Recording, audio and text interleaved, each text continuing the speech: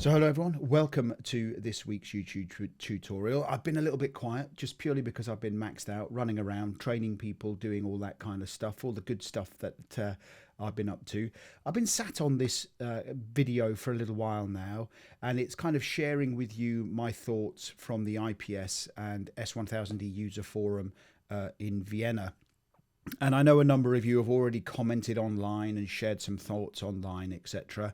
I like to kind of sit on something for a little while, let it bake, and then make sure that I've gathered all of my thoughts and then put it into kind of one tutorial, one video, that kind of thing. Rather than shoot from the hip and kind of give a knee-jerk reaction, I wanted to do something that was a little bit more, I hope, constructive.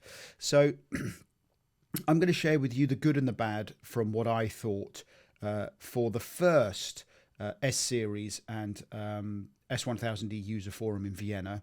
And I know that running these events are very, very stressful. And I know that, putting together these events can be, a thankless task as well in many respects. So, because we run an annual event and it's probably the most stressful time of year for us. Running around, making sure everyone's fed and watered and happy and been told where they have to be at what time, and capturing presentations and making sure everybody is all tickety-boo ready to go. So I know that these things are stressful, and I know that these things are hard to put together. So I've put together some notes. I've put together kind of, what I think the S1000D and IPS user forum, or whatever they decided to call it, what that means in terms of, where could this event improve? What did I learn? What was I disappointed with? And at the end, we'll share a little bit about, would I go again? So I spent time with all of the delegates, or as many of the delegates as I could, and thank you to those of you who came up to me and said hi. But importantly as well, these events will not run themselves in terms of fund themselves if we don't have vendor support.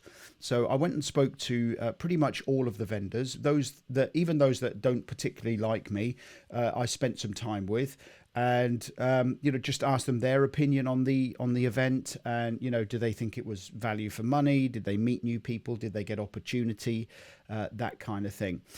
So I'm trying to be constructive and giving some feedback from others that I've spoken to as well. So I just don't want to be over negative, because it was, spoiler alert, it could have been a much better event. So, and of course I did spend some time walking around Vienna as well. I'm just going to make it comfortable here. I did spend some time walking around Vienna and having, having the cameras out, etc. So, let's focus a little bit on the good. I want to start with the positive. Okay, the first thing is having everybody together again was great. We had an event earlier in the year that was run over in Seattle by ATA, which I was very positive about. I really enjoyed the event, and I'm going to share with you I'm trying to draw some contrast and compare to that event as well. So it was good to meet some customers and some friends, and it was nice seeing some faces that we haven't seen pre the C word, which we're not allowed to use on YouTube. So it was great having everybody together, if a little crowded, and I'm going to come on to that. So for me, there were two presentations that I learnt the most from, and that was 3000 and 4000. And that's because, they're not necessarily, and whilst it's areas that I'm becoming more familiar with and what these specifications are meant to do, they were very much, for example, the guy that I forget your name, I'm sorry, the guy that presented 4000 said 4000 develops the requirements that feed into S3000L. That was new for me. That was something that I didn't know before, because I'd kind of had it in my head that they kind of went in number order, if you like, which doesn't make sense for S1000D, but I learnt something, which is why I go to these events, because I want to learn something, and I need to learn what my customers want to achieve and what these things are trying to do. So all of the S series presentations that I went into were really good at showing data flows and inputs and outputs and units of functionality and those kind of things that are going to be there for the terms and terminology that we're going to be using around the S series. So it was good that those two presentations were great, and all the other presentations really kind of contextualize what their little domain is doing, what their little specification is doing, which was good. I didn't go. I gave my ticket away to the gala evening. They had a gala evening at a local, I think it was a military museum or something. I understand from the people I spoke to that it was very good. It was good fun, and people enjoyed it. As I said, I didn't go, so I can't really comment on that. What I did find interesting is that most of the presenters were honest about the maturity of the S series, in terms of that there are still gaps. I think Dawn on her SX000i or 10,000i, whatever you like to call it, was quite honest that there are gaps and they need people to get involved. So I think it's important that we're honest that these specifications are developing and it will take time for them to be mature. That doesn't mean they won't get adopted. I'm sure they will, but we have to think about the maturity of the specifications as they are today.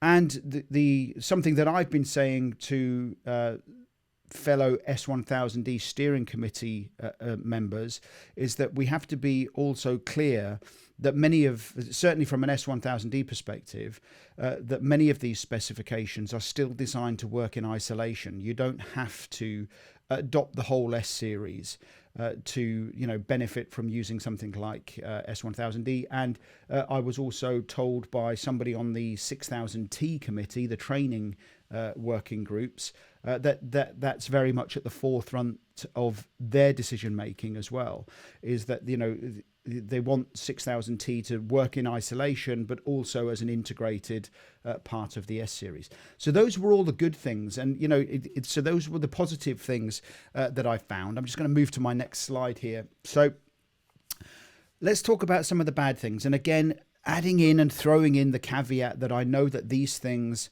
are difficult and stressful to put together, and I don't want to be overcritical. What I want to do is provide some feedback based on trying to give people value for money and trying to make it feel like their support is welcome for these events. So I'm just going to go and shoot from the hip, and some of these are my thoughts. Some of them are kind of common things that people have said to me. I just want to say that the pre-event communication was pretty poor. The first proper sight of the agenda I got was on the morning of the event. Now, it may have been announced beforehand. I didn't get any pre-event kind of communications telling me where it was.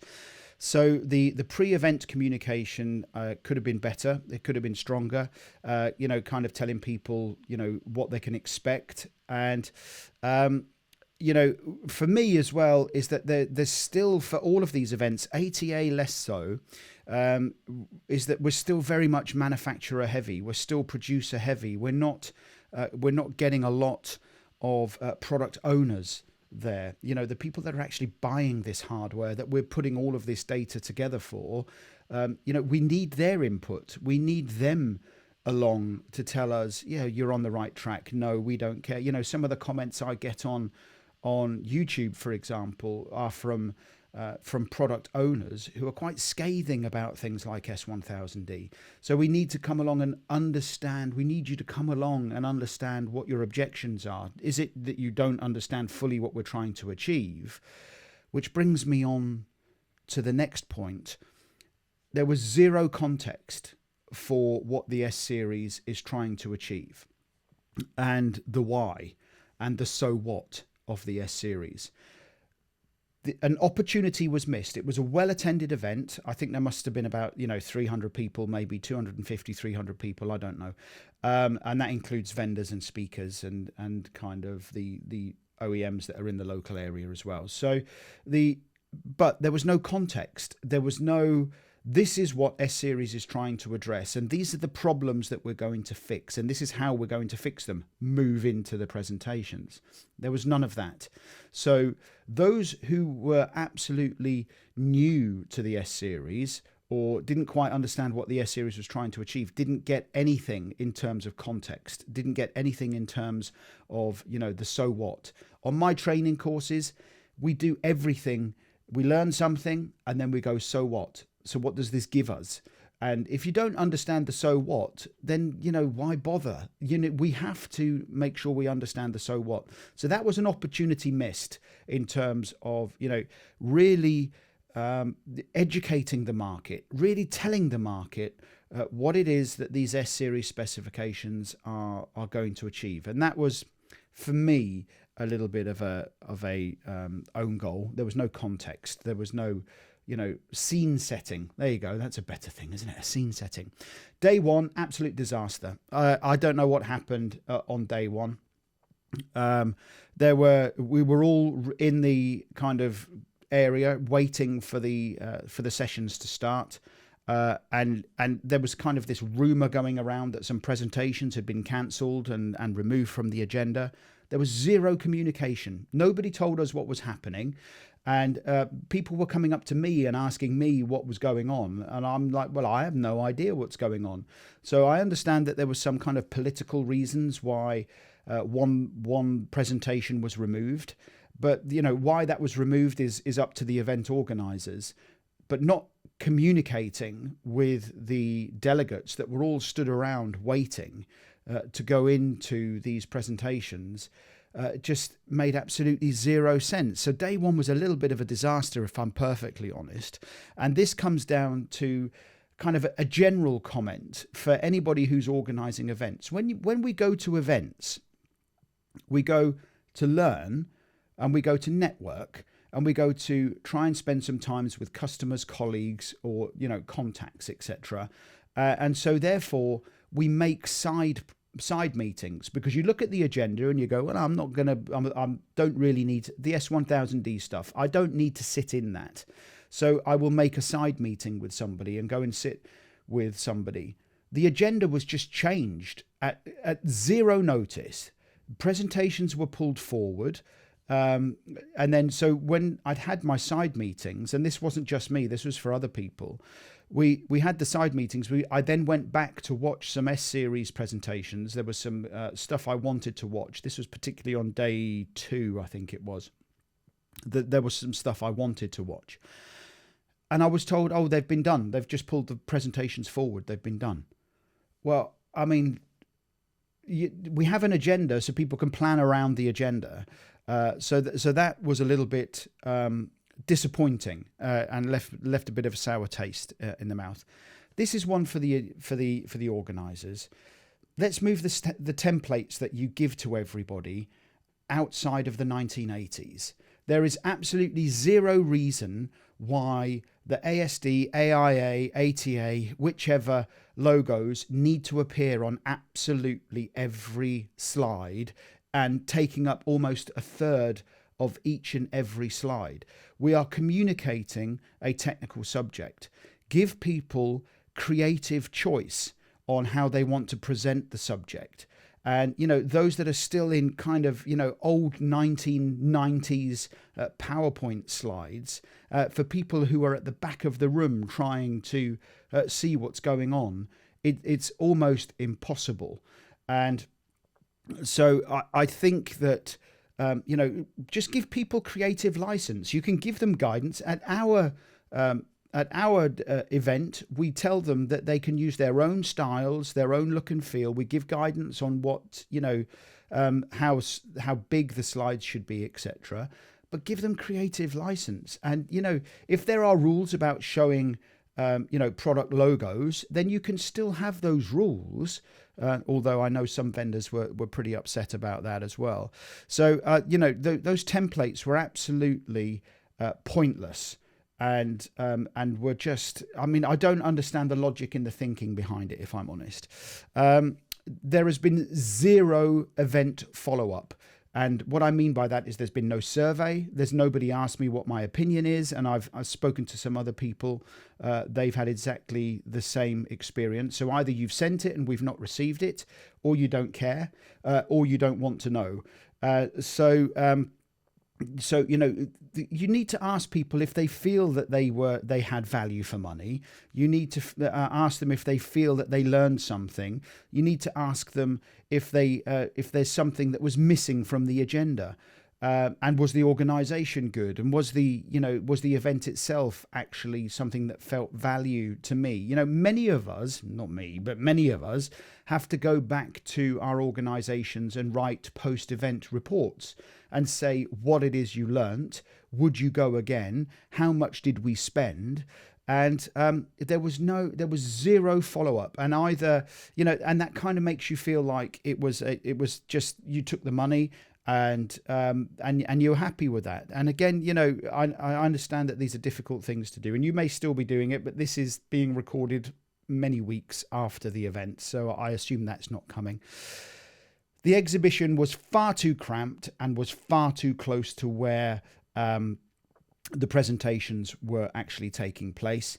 It felt like all of the exhibitors were just squeezed into one room, and then they backed onto where all of the presenters were doing their presentations. So therefore, all of the conversations that were going on in the main room, in the exhibition room, were carrying into where all the presenters were. So people who were sat at the back couldn't hear the presenters because the IT equipment and microphones, etc., was fresh out of 1995. And you need to have better IT equipment so everybody can hear. Somebody has suggested at our conference previously is that because we have so many people in the room, that halfway down the room there should be some TV screens that are also projecting the presentations, which is something that we're looking at, so that everybody can get to see. But there's been it was very hard, and then you have to remember that not everybody was speaking English as their first language, so it was already hard enough to understand many of the presenters.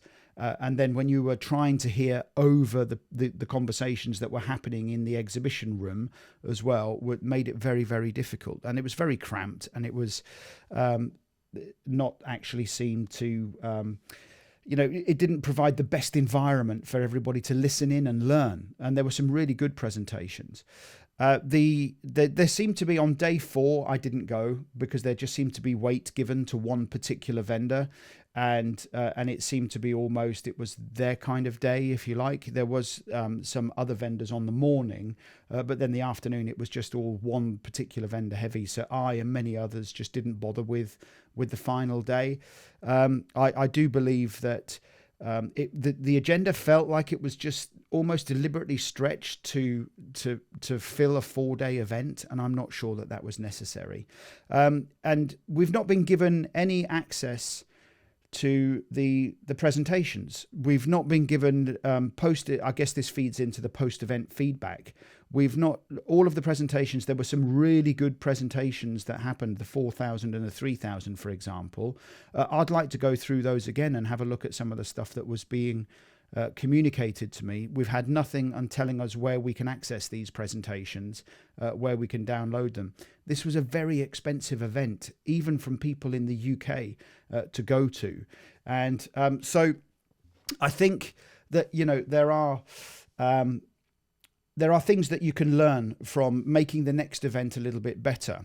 I think, in summary, to try and summarize a little bit what I'm saying here is that I think, I know that you have access to people at ATA, for example, who ran a very good event in Seattle, where they did all of the things that I've said that this event didn't do: pre-communication, post-communication, asking everybody what they felt. The organizers were going around and mingling and asking people if they were enjoying the event, thanking the vendors, etc. All of the stuff that make people feel valued. And there was none of that. So I think you could learn a little bit from how the event was run over in the States. As I said, many people I've spoken to, and we fall into this as well because we self-funded. This was a very expensive event to go to. The hotel was very expensive. Vienna was very expensive. The delegate rate was very expensive. I don't know how much the exhibitors paid.